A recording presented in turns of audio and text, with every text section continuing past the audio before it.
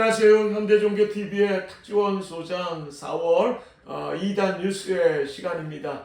자, 오늘 여러분들을 또 이 봄의 계절에 만날 수 있어 참 반갑고 감사하고요. 오늘은 조금 배경과 뭐가 좀 달라진 걸 눈치채셨는지 모르겠습니다. 지난번에 말씀드린 대로 유튜브 구독자님 중에 한 분께서 가족이 이단에 빠졌던 걸 해결하고 또 감사한 마음으로 저희들에게 이렇게 귀한 선물로 마이크 등을 저희들 기증을 해주셨습니다. 그래서 오늘 이렇게 마이크를 설치하고 또 조금 특별한 장비들을 갖고 보이진 않지만 저쪽 우리 조 기자 있는 쪽에 설치를 하고 처음 녹화를 하는 날입니다. 좀 달라지지 않을까라고 하는 기대로 오늘 여러분들을 만났는데요. 자, 전체적인 분위기는 좀 달라졌는데 앞으로 영상과 음질, 오디오 면에서 좀 더 변화되어지는, 좀 더 성장되어지는, 업그레이드 되어지는 그런 시간들로 계속 되어졌으면 좋겠습니다. 열심히 기도해 주시고 응원해 주시는 그 마음이 저희들에게 더욱더 빚진 마음이 되어서 최선을 다할 수 있는 힘이 되어지는 것 같습니다. 여러분들도 늘 승리하시길 바라면서 오늘 4가지의 뉴스로 여러분들을 만나 뵙겠습니다. 첫 번째는 제가 오늘 우리 조 기자 잠깐만 쉬시라고 제가 한번 좀 말씀을 드리고 싶어서 준비했습니다. 이단들의 부활절이라고 하는 제목인데요. 그동안 이단들은 어떤 찬송을 부를까?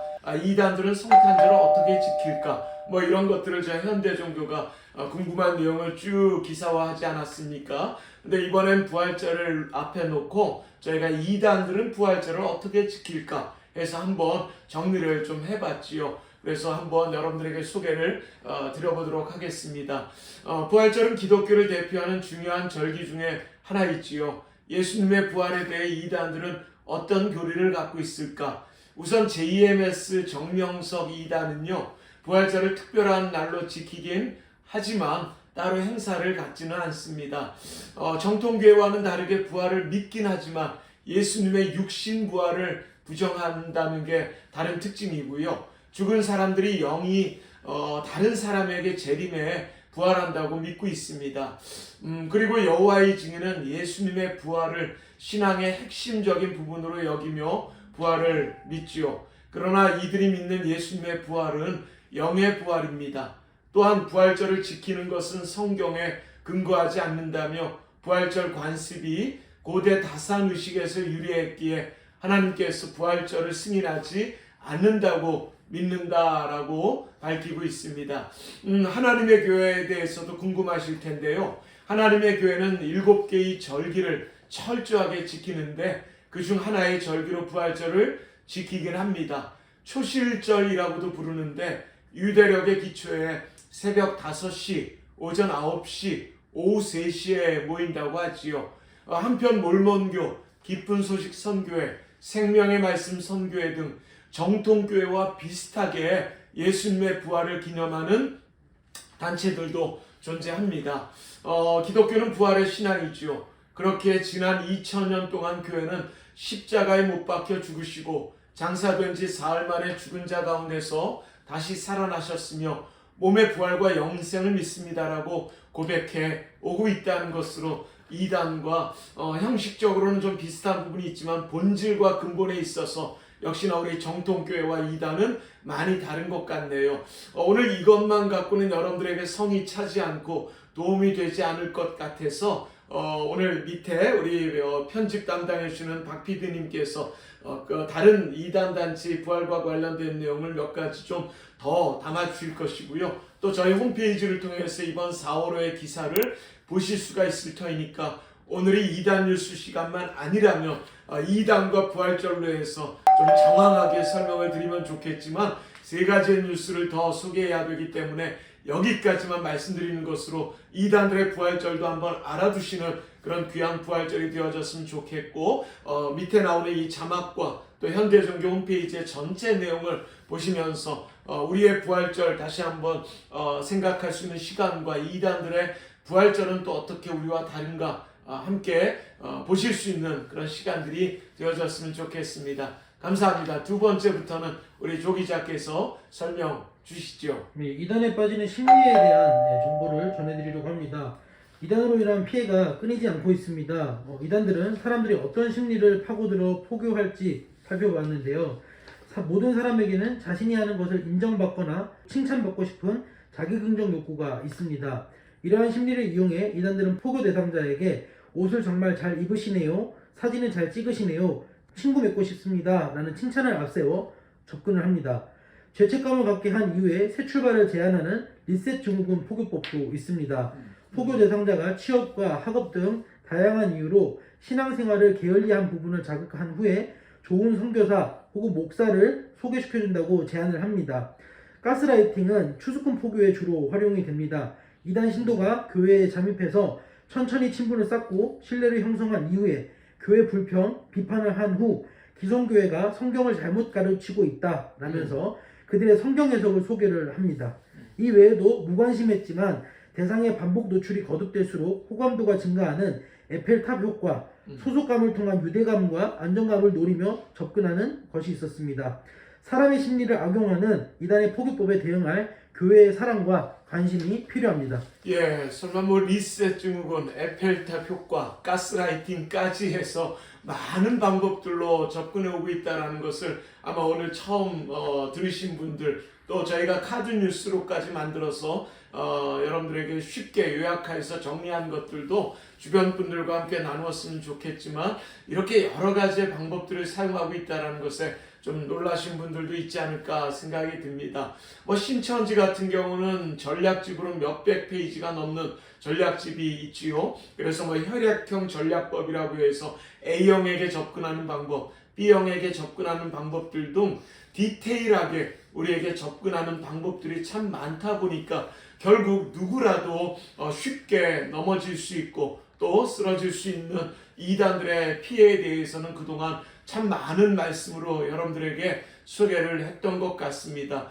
저 사람이 좋아할 만한 것, 저 사람들에게 필요한 것, 저 사람들이 원하는 것이 무엇인가라는 걸 끊임없이 고민하는 이단들을 보면서 우리 정통교회에서도 또 일반 종교에서도 이러한 마음으로 전도와 포교를 한다면 생각보다는 더 많은 열매들을 얻지 않았을까라고 하는 생각들도 갖게 되네요. 그래서 이렇게 많은 방법들로 TM 헬레 마케팅, MBTI, 애니어그램 등등으로 설문조사 형식으로도 접근하는 저들의 계속되어지는 진화, 업그레이드, 또 업데이트 되어지는 이 방법들을 우리가 면밀히 관찰하고 또 지켜보고 대처할 수 있도록 노력해야 되지 않을까 생각합니다. 그래서 이단들의 진화되어지는 이런 포교의 방법에 우리가 적극적으로 대처할 수 있었으면 좋겠고요. 그 심리에 관한 한 우리가 한 번 정도 잘 꿰고 주변에 있는 사랑하는 사람들을 지켜낼 수 있는 방안으로 저희 이번 기사와 또 카드 뉴스, 오늘의 이 뉴스의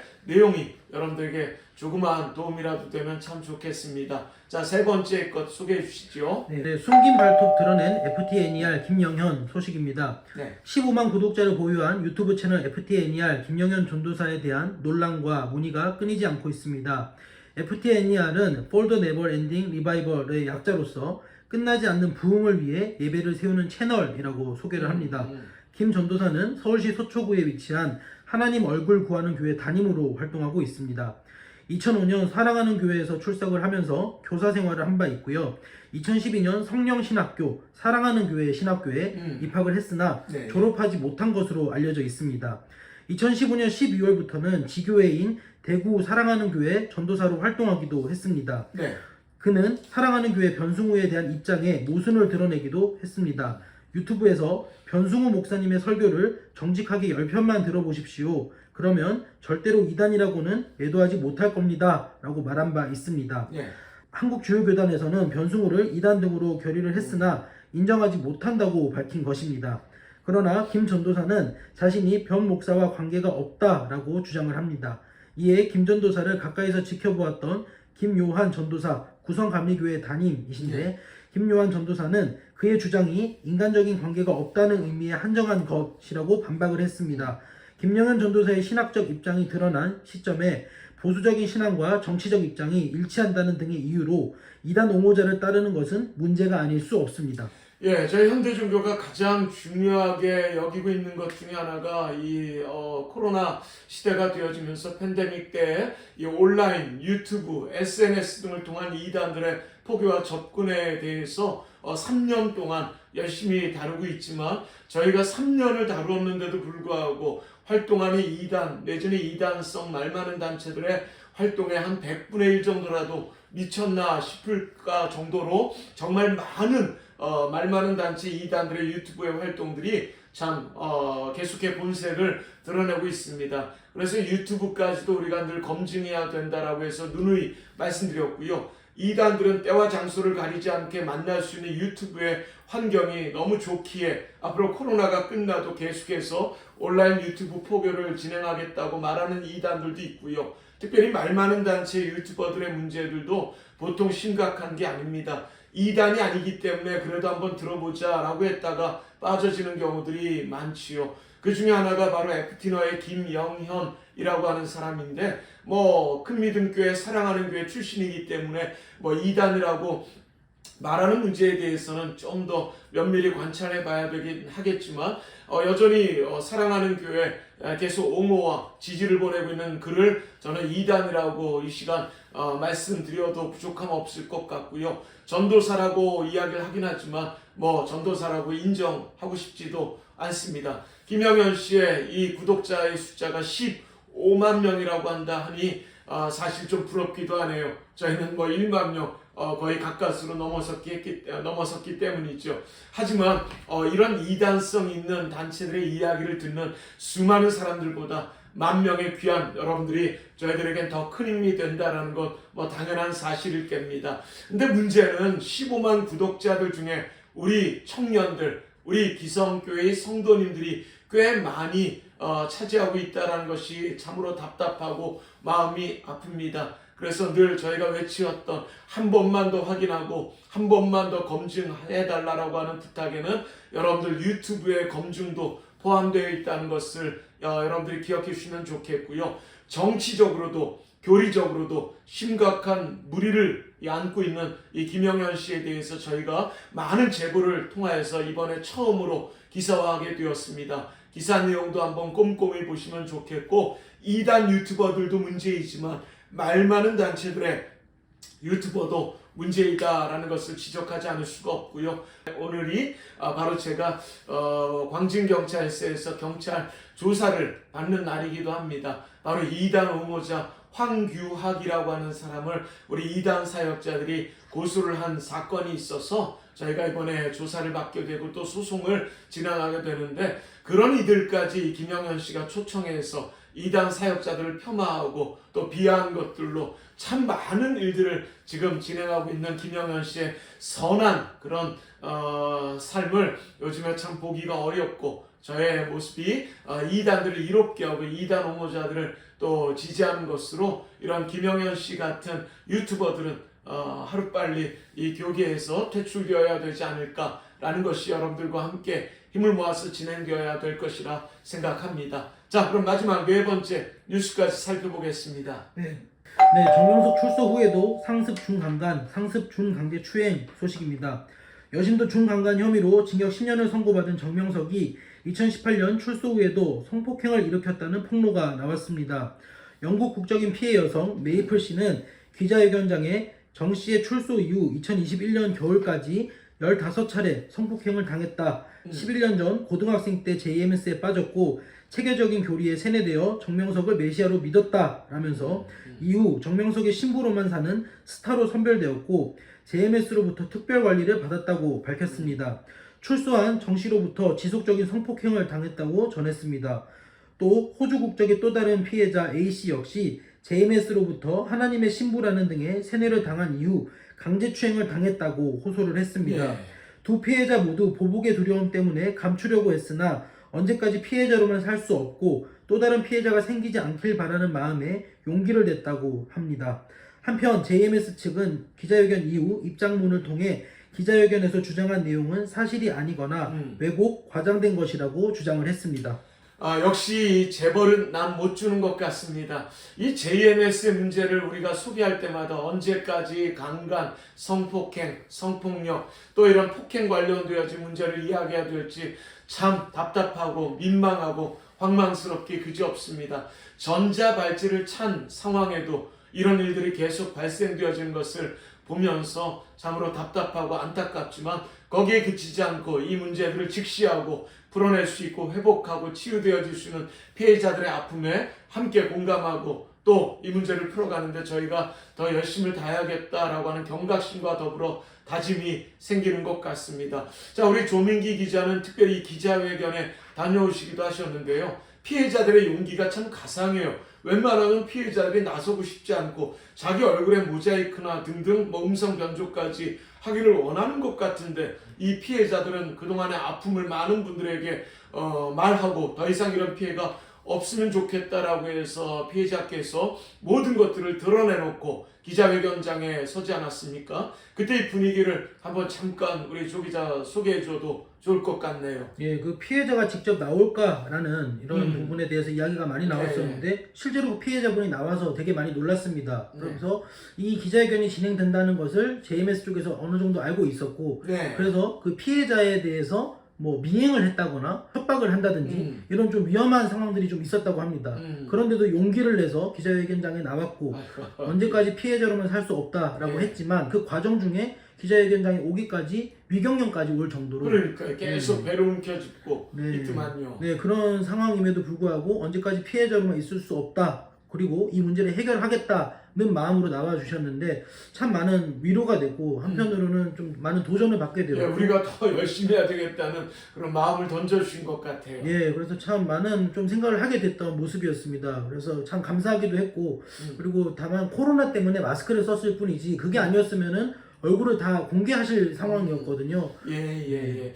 그런 피해자들의 마음과 소망이 잘 닿아서 이 문제들이 하나씩 풀어질 수 있기를 바라고요. 또 JMS에 있는 간부나 또 신자들도요. 인지 부조화라는 것으로 인해서 그들의 믿음이 변하기가 쉽지는 않겠지만 그런 교주의 여러 가지 터져지는 사건 사고들을 보면서 빨리 이 진리와 진실 모든 것들이 명명백백하게 밝혀지는 중에 잘 깨닫고 또 하나님의 품으로 돌아올 수 있는 그 이단 단체에서 나올 수 있는 그런 일들이 있어지기를 저희도 소망하고 기도하고 열심히 더 거룩한 부담감을 갖고 뛰면서 문제들을 풀어가는데 최선을 다할 수 있도록 하겠습니다. 자, 오늘도 변함없이 4가지의 소식 전했는데요. 잘 들어주셔서 감사하고요. 다음 다시 한번 우리 탁 교수님 그리고 또 탁 소장 계속해 매주 여러분들 즐겁고 기쁘게 만나뵐 수 있도록 하겠습니다. 오늘도 파이팅 하시기를 바라면서 인사드립니다. 감사합니다.